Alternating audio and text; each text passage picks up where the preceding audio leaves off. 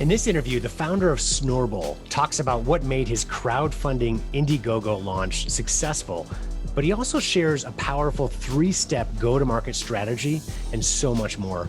You're going to love this interview.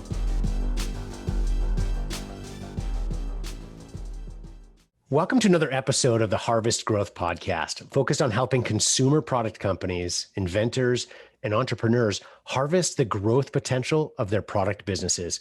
Today, we're speaking with Mike Rizkalla, the founder of Snorble.com, SN as in Nancy, ORBLE.com. You can check out the spelling again, the show notes as well. And after this interview, I'm sure you're going to want to go visit the website and learn more about this. It's a really cool product. Mike, I'd like for you to tell the story. So first of all, welcome to the show, and thanks so much for joining us today. No, thank you for having me.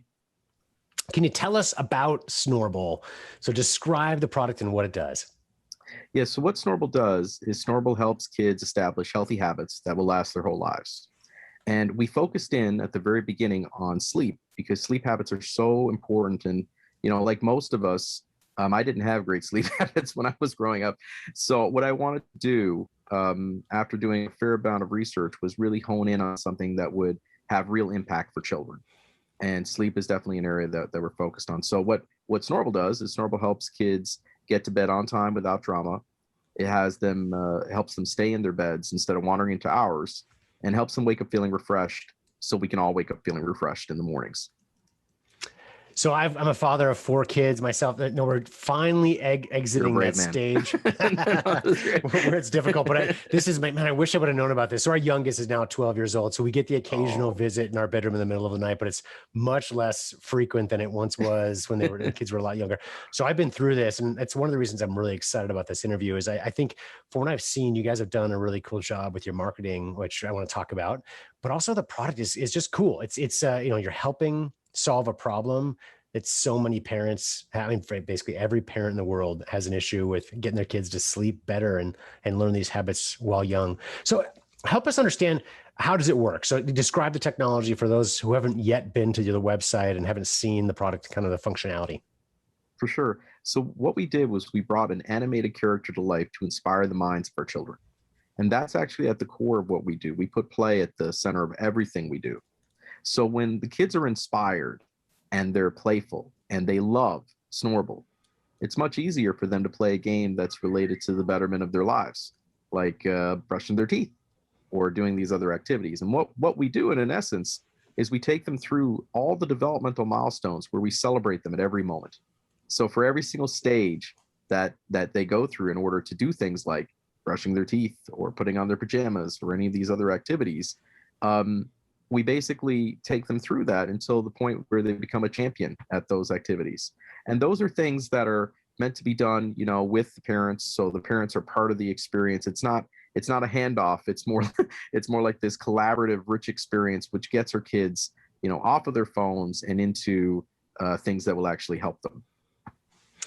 And what's your background? Did you? I would ask that to understand. Did you develop the science behind this, or just the concept and brought a team in to develop it? How did you get from this idea stage into something that's now truly functional?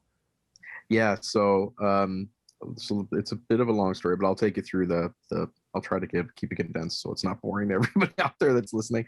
I started off as a computer electrical engineer, but most of my career has been in motion graphics and UX design for digital products and television. And I was part of a team early on that helped remove paper from the animation process in 1999.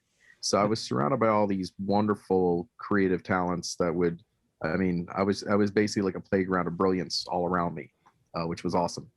And, my job became more about experimental media and those types of things. And then jump ahead to 14 years ago, I started up my own product house, and we've done, products for everyone you can imagine all over. And what had happened was about 7 years ago, I started to see something in the market. I started to see a merger of all these technologies in all the labs and early products that were being released that kind of showcased what might be. And I started my mission at that point to kind of define what the human interaction experience for robotics would be, the human machine interface, essentially. And, Snorble is kind of the offshoots of those activities. That was 7 years ago. So, we started working on all these, just super fun, crazy concepts leveraging, immersive technologies and physical robots and gamification and multiplayer experiences and all this stuff put together to make kind of the net new. And, that's Snorble's essentially the first product from all those activities. And I love how over the past couple of years, you're much more obviously into the space than I am, in terms of the depth of your understanding and involvement. But gamification, that word's been tossed around so much over the last few years. And I'll tell you, I finally have a personal understanding of it from something completely different from what you do. But there's a software called Zwift, if you've ever heard of it. It's for cycling. So it's like basically, in a nutshell, it's road biking on a spin bike in your basement, but in a gamification way. So it kind of puts you in this alternate world and you bike with other people from around the world. And it's for me, it's completely changed the way that I train and enjoy biking indoors throughout the season.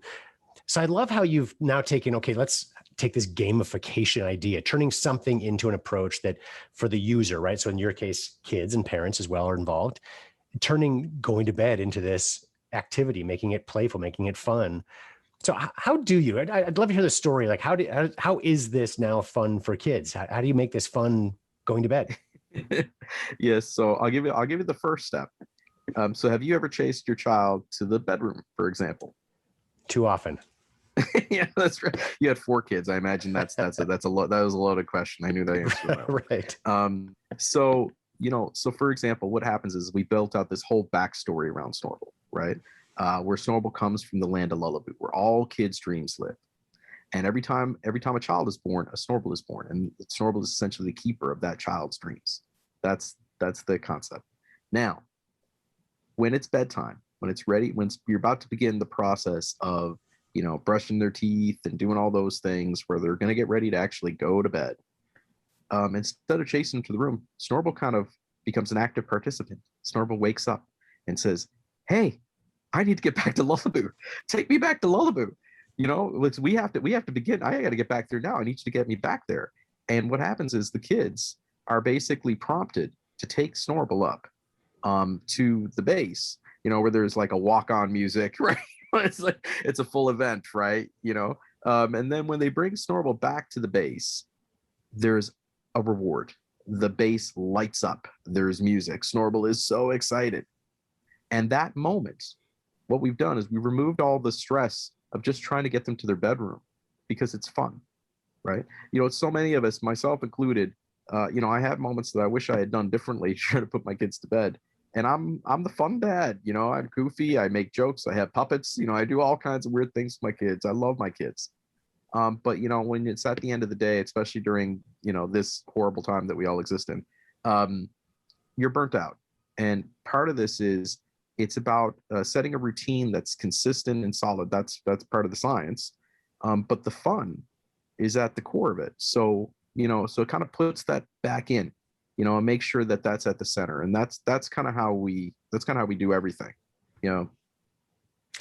I love that comparison. I think, as a dad as well, I think we probably have the reputation for being, putting our kids to bed in a fun way because it's fun for us, but it like I always get in trouble because it wakes them up more than anything else. I love how you've taken that where now the fun aspect of it, you can still have that fun with your kids, but in a purposeful way that helps them accomplish what we all want, right? Which is they need to get sleep, they need to get to bed, but they can do it in a fun way. Well, yeah. And the impact of that in their lives is so important. Like we have big plans, like everybody, every single company has big plans. We have big plans. But the reason for sleep being kind of the initial launch target is because it's neglected, by so many parents. So many parents struggle with sleep. So many kids don't get enough sleep. And the impact of that is worse. It gets worse and worse over time. I won't go into some of the bad statistics because no one wants to hear that. But let's just say that with respect to developmental delays, they're intrinsically tied to sleep. It's not the only thing, obviously, but it has huge impact. Yeah, very true. Well, I'd love to jump into, let's talk about the product. I think is phenomenal. And I encourage everyone who's listening to check it out. Again, snorble.com, and the URL is in the show notes as well. I want to jump into the marketing a little bit. So you guys have done a good job of, this is really just, it's a nascent business. It's getting off the ground. It's been very successful in crowdfunding so far with a successful IndieGoGo campaign fairly recently. So help us understand, how would you guys accomplish that? You've got a great concept or product that you've developed. Yeah. Now you need to raise some money through investors, et cetera, through crowdfunding. What worked? What was successful for you? Oh, John, so I have, so I always kind of go back to this. I'm a punk rock kid. So I grew up playing in bands all my life. We were very successful in terms of an indie band. We got to tour all over the world, opening up for all kinds of major artists. And the one thing that's true, I think, for products, for marketing, for anything else, is you can't fake it. They will know. You have to come at it from the right standpoint. So with Snorble, we are looking at it like from a very authentic standpoint. We want to help kids and their families. That is our mission, right? Our mission is to do that. And that basically is expressed in all the collateral, right? Even to the point where internally we have that same kind of family focus, right from the idea of, for example, every single member of our team has equity in the company, right? And that's done on purpose. If I win and if the company wins, everybody should win, right? That same ideology and that same approach goes outward. So we want to bring everyone along for the ride. We want them to be part of the journey, part of the story. For our campaign, we had 2 people on opposite sides of the world with 24-hour response to anyone that spoke to us. We had 136,000 points of interaction, 5,000 comments, and every single one was basically, we spoke to, whether they liked it or not. Because the purpose is that we're building a community, and when you have that kind of aspect of how the company is how the company presents itself outward, it creates kind of a very powerful movement around what you're doing. Yeah, I love that. It's like, communicating with your audience really creates the community that you want to build, right? And there is that, you need those touch points. And, now more than ever, I think it's always been important in some shape or form. Now it's easier because, like you said, you can communicate with people literally on the other side of the world and instantaneously and in fun and creative ways as well. But making that connection, now all of a sudden you turn all of your audience, buyers or potential buyers into, stalwarts for your brand, pioneers for your brand. Yeah. They're going to get their message out and really help you. Yeah, absolutely. And that's really important. It's important to do that, especially for a product like ours, because truthfully, we are dealing with young kids. That is a primary. Everything is about making sure that we give them the best experience, that we're doing the best things for them, and that everything that touches them is just good. Right. And if we can broadcast that outwards, and if the families begin to trust us, then that's really the opportunity. Right. And that's the way we kind of look at our marketing strategy. Now we have great assets. We have brilliant creative people that are working around us, which is great too, and that doesn't hurt. But truthfully, it's about an authentic message and being honest and caring for our customers the same way that those parents care for their kids. Yeah, I think you use the word trust, being authentic to create trust with your audience. It makes such a difference. Going back to what you said at the very beginning of this part of the conversation, is you can't fake it, right? At the end of the day, you've got to be open and upfront with what your product is, what it does, not over promising, sharing your story. And what that's going to do is the more specific and authentic you are, it shrinks down maybe the potential number of people that are interested, but those that are interested are so much more aware, involved, and going to be, again, stalwarts for your brand and really pushing behind it to really help it grow. That's where the success comes from, is finding your authentic voice, I'd say, and message and getting it out there in a real way. That's great advice. Yeah, sorry about that. My little one set an alarm on my phone. I don't know why. They keep grabbing my phones on me, so my apologies. That's being authentic by bringing your kids. That is being authentic, right? Yeah, that's funny. No, I would say too, I don't think it's a small opportunity either, a niche. I look at so many great brands that have built following based off of doing things in a different way and really broadcasting that and making people understand that the value in terms of what they're giving is different. there's quite a few companies like that. Like Chobani is one that always pops to mind. I think they've done a great job on being an authentic company and kind of how they built out their business. And there's so many more, but anyways. Did you run into any watchouts or hurdles in the crowdfunding process, things you maybe would have done differently now that you've been through this? A loaded question. I figured as much. Oh my God. Yeah. So there was definitely some things, like one being, we had a wonderful partner that we worked with tons of experience in marketing e-com around D2C customers, but they didn't have a lot of crowdfunding experience. I would have recommended bringing on a partner early on that had that as well, or a partner that just did that specifically, mainly to take advantage of the fact that they have access to lookalike audiences around previous campaigns, right, which is a big thing. The debate on platform is huge, and it's a really challenging debate, right? Yeah. So between IndieGoGo and Kickstarter, and that's something that, if I had my time back, we may have tried a different approach there. We might have, in that way. Trying to think of what else would be really advantageous for people that are listening. The other thing, so we had a great lead list that we didn't take advantage of. I mean, we had almost 40,000 people sign up prior to launch, and we didn't activate on that as much as well as I would have liked, and that was a missed opportunity. I think that I would have put more emphasis on that, as far as making sure that we had the best outreach. That being said, with all that, one of the other, well, actually, I'll give you one more. This is a good one. So our market is not Kickstarter or IndieGoGo. We have mainly moms or parents with young kids, and the products that are typically on those platforms don't really speak to those audiences in that way. They're more targeted towards 25 to 35-year-old males that are buying gadgets, essentially, right? So for us, understanding that upfront, when we knew it, but we didn't understand what the impact would be for that until we actually did the campaign. And now knowing, that's a very powerful bit of background to help us navigate even better, right? In terms of how to get people there, because now you're setting a cold audience that doesn't shop on that platform to buy. Now with that, we still did 1,000 units in 20 days, which shows the power of the product, right? And kind of how strong the offering was to those users.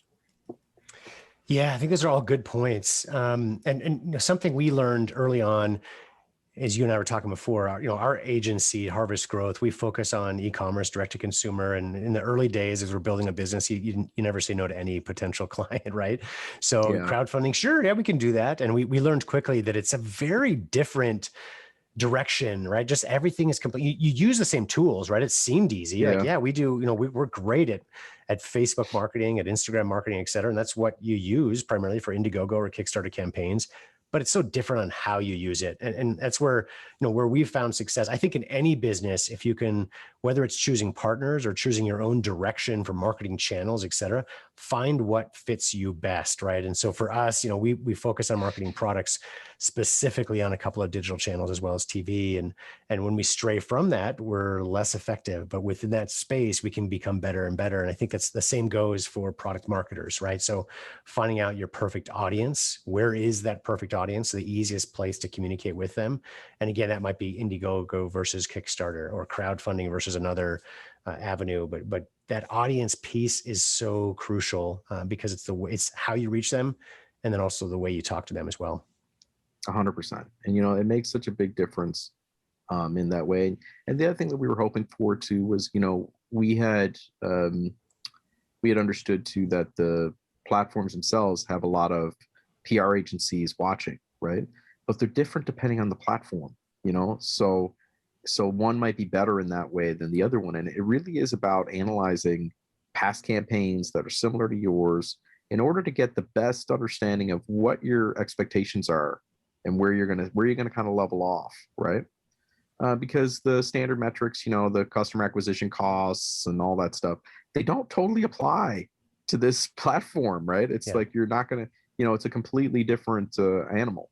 So you have to really look at it. It's good to talk to other founders that have done it, ask them real questions, get them to look at your plan, like all those types of things. But yeah, that's what I would say. So, and as of today, can you share how much money you've raised on IndieGoGo for the audience that hasn't been to your site yet? Yeah, so we did over $200,000 in 20 days. We basically shut down the campaign after that point. Sort of shut it down. We let it run out. But basically, we knew that we had proven our metrics. One of the things that we wanted to do with IndieGoGo was to give a solid indication that we had product market fit. And with all the tests and the marketing language and everything else, we had done that, I think, in spades. So at that point, we were like, let's make sure now that we can focus on getting that product to those 1,000 people first. Right? Make sure it actually comes out, and put our heads down. And that's what we've been doing. And, I think it's impressive for our audience to pay attention to kind of to quickly do that math, 1,000 roughly buyers for $200,000 in raised funds, average price point around $200, as opposed to, selling 1,000 of something for $1 each, pretty easy, right? You get in the $200 space, and to cross that hurdle, it's, that's not the end game, right? Of course, you want to grow much beyond that, but it gives you an indication, as you said, a proof of concept that, okay, this is working. Now we're ready to go to the next level. And as you and I talked about right before we started this interview, we don't do a lot of interviews with crowdfunding type companies or products, in part because it's not really our world. Like, that's not where we operate.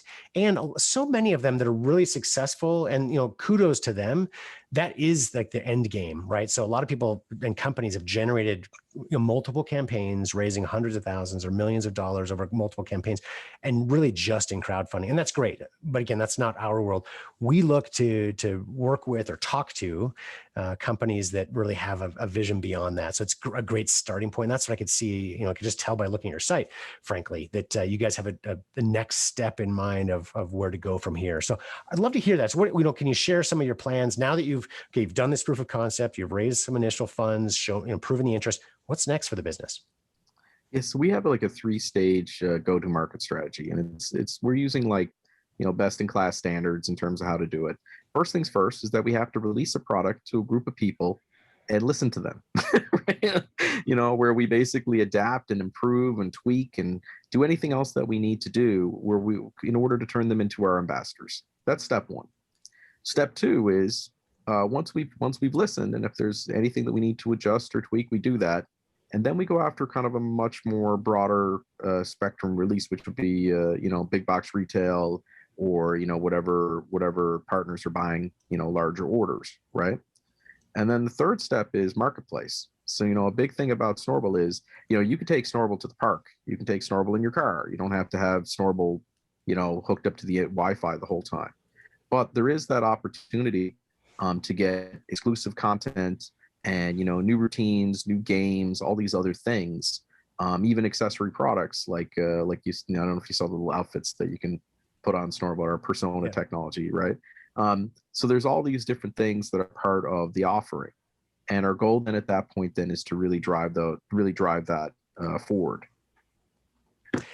That's a great, and just for our audience's sake, I want to almost repeat those 3 steps, because I think what you just summarized in the last 60 seconds or so is extremely valuable for anybody really at any stage, because we're all looking to grow businesses, right? Even if we've got one that's very successful, how do you get it to the next level, right? And I think that's a great summary of a 3-step process to release and listen. That listen part is what is so often missed, right? So it's so tempting to get it out there, start making some sales. Awesome, let's grow.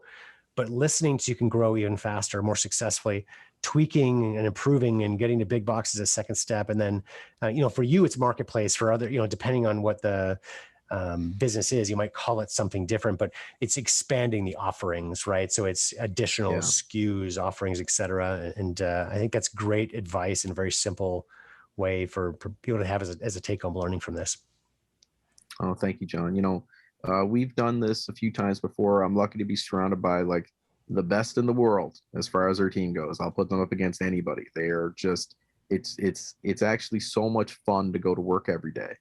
And the truth is that the expertise and the knowledge is there. So when we're looking to do things, I know where I can lean versus, oh my God, please help me, which is what a lot of us have faced at different times in our career, depending on who we're surrounded by. Right.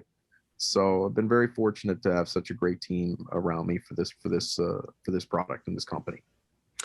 Before this interview, you emailed to me some thoughts on preparation for the interview. And one of the things you said really along those lines really sparked something inside me.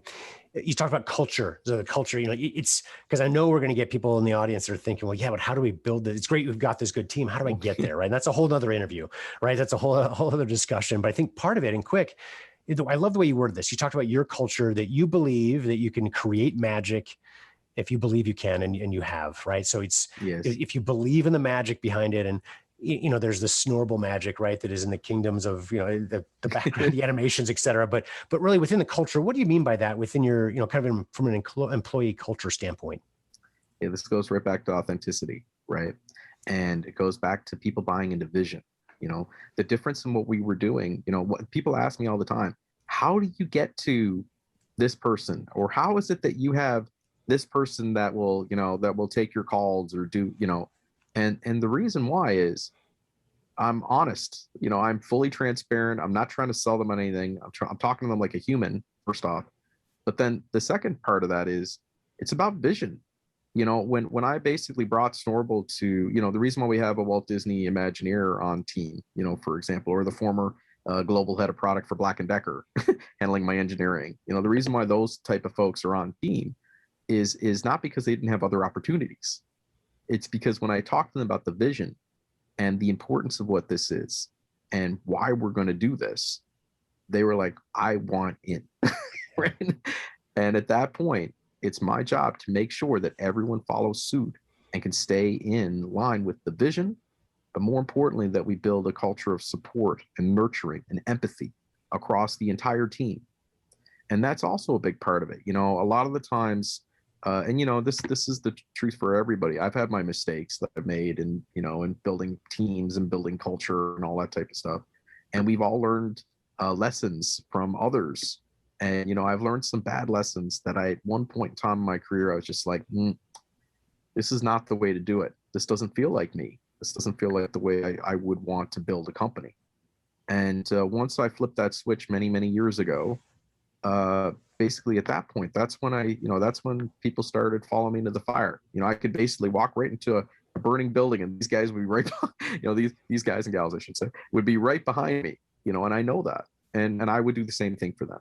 So by having that network feeling between everybody and kind of instilling that in terms of leadership for them to build their own departments or hire their own teams in that way, and having that trust between us all, it really creates a very magical environment. And that's when I say believe in magic. If when you have brilliance around you and you basically take on a challenge that's not been, let's say, crossed before, but you all believe that there's an opportunity, that there might be a way, right? Then you can achieve those things. And that's kind of how that all ties together for me. And I love that you brought that up, because it's so often, on this podcast or in just conversations, frankly, among product marketers, we focus so much on the product and the marketing, right? And the culture is that third leg of the stool, that you've got to have the right organization behind it for so many reasons, whether it's interacting with your customers or whether it's, having the passion to find problems that need to be solved, et cetera. But just there's, 1,000 reasons to have the right culture, but that makes all the difference in a successful product company, just like any other company. I have an interesting story about that. If I can diverge, if that's okay. Sure. So I had a junior developer that was working for my consultancy, which was like my product house that we had before. And I remember, we asked him to do something that was, a little bit unreasonable. Like anyone wouldn't, like every manager knows when they're asking their team member to do something a little bit unreasonable. We had a deadline. Client wanted something that we really wanted to do. We brought the team in together, and he committed, and he was staying late for the next few nights, and I stayed with him, because if I'm asking him to do something that's unreasonable, I better be able to, or be willing to do it myself, right? Well, now he's like, he's a senior program, engineering director at one of the major, 2 or 3, like I won't mention which company, but one of the 2 or 3, monsters, right?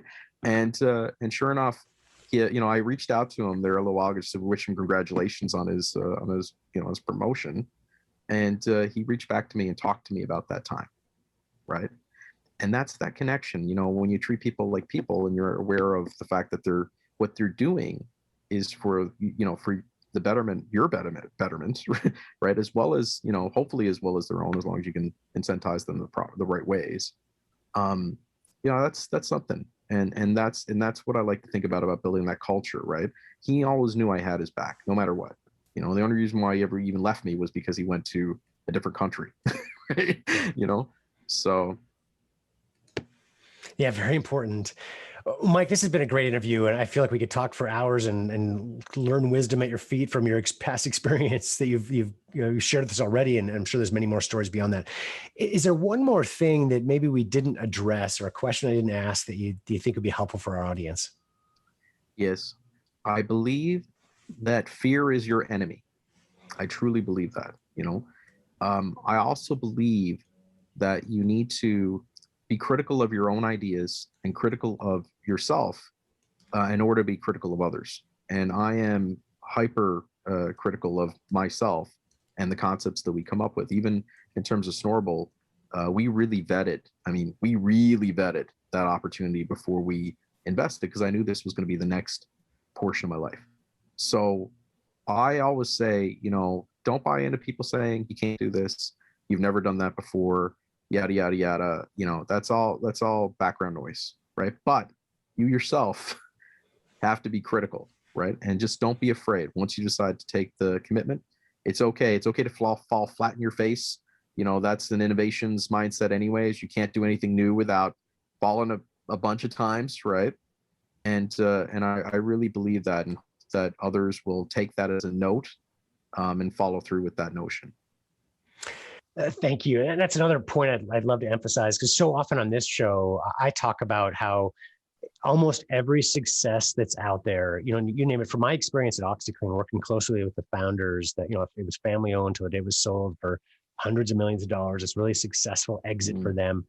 But they had hard times, right? And you before that, right? Every successful entrepreneur, you see the end, you don't see the beginning, right? Unless you read their biographies, which I always recommend. It's that failure along the way.